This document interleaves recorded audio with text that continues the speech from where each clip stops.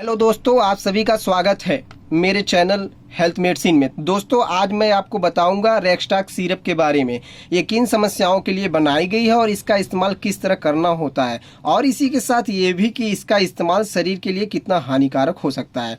सो दोस्तों, हमारी इस वीडियो को लास्ट तक देखिएगा जिससे आपको इसके बारे में समस्त जानकारियाँ प्राप्त हो सके। सो लेटेस्ट फ्रेंड, अब इसके यूजेस के विषय में बात कर लेते हैं कि रेक्सटाक सिरप किन समस्याओं में हमें प्रयोग करना चाहिए। रेक्सटाक सिरप सीने में जकड़न और खांसी का होना और सर्दी जुकाम का होना, ऐसे प्रॉब्लम में आप रेक्सटाक सिरप का यूज कर सकते हैं।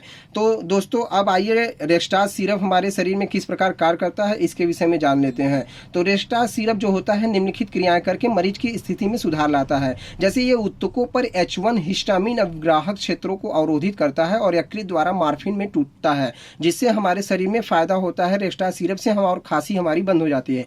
तो दोस्तों, अब हम रेक्सटाक सिरप किन औषधियों से मिलकर बना हुआ है इसके विषय में बात कर लेते हैं। तो रेक्सटाक सिरप जो होता है वह क्लोरोफेनेरामिन और ये ट्राइफ्लोरोडिन और हाइड्रोक्लोराइड और कोडीन फास्फेट सिरप से मिलकर बना हुआ है, जो इस पर लिखा हुआ है दोस्तों। तो इस पे आप देख के भी पढ़ सकते हैं।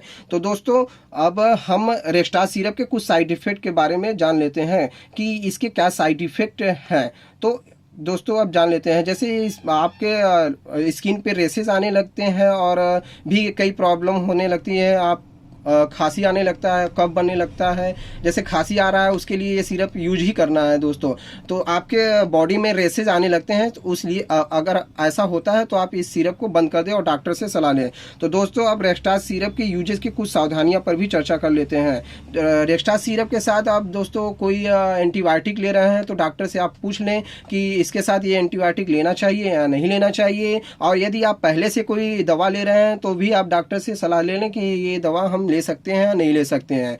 तो दोस्तों, आपको हम इसके सावधानियां के विषय में बता चुके हैं। तो दोस्तों, अब हम रेक्सटाक के विषय में चर्चा कर लेते हैं कि इस प्रोडक्ट को हमें यूज कैसे करना चाहिए, कैसे प्रयोग करना चाहिए। तो दोस्तों, अगर आप 10 साल के ऊपर हैं तो आपको ये 10 ml सुबह दोपहर शाम 3 टाइम लेना है। और ये सिरप को लेने के बाद 1 घंटे तक पानी को नहीं प्रयोग करना है। और दोस्तों, अगर 10 साल के नीचे बच्चा है, जैसे 5 साल के ऊपर और 10 साल के नीचे है, तो उसको 5 ml सुबह दोपहर शाम 3 टाइम दे सकते हैं। और इसको पीने के बाद आपको पानी नहीं पीना है। तो दोस्तों, ये आप जान लेते हैं किस कंपनी के द्वारा बना हुआ है। ये दोस्तों आप देख रहे हैं, इंटास कंपनी के द्वारा बना हुआ है। इंटास कंपनी बहुत ही बड़ी कंपनी, बहुत ही अच्छी कंपनी है जो कई दवाएं बनाती है, उसी के द्वारा ये बना हुआ है। दोस्तों, ये जेनरिक डिवीजन में आता है। इसका कास्ट जो MRP है 96 रुपीज़ है, जो यहाँ पे लिखा हुआ है दोस्तों। और आपको ये किसी भी मेडिसिन शॉप पे मिल जाएगा और आप इसका प्रयोग कर सकते हैं खांसी में।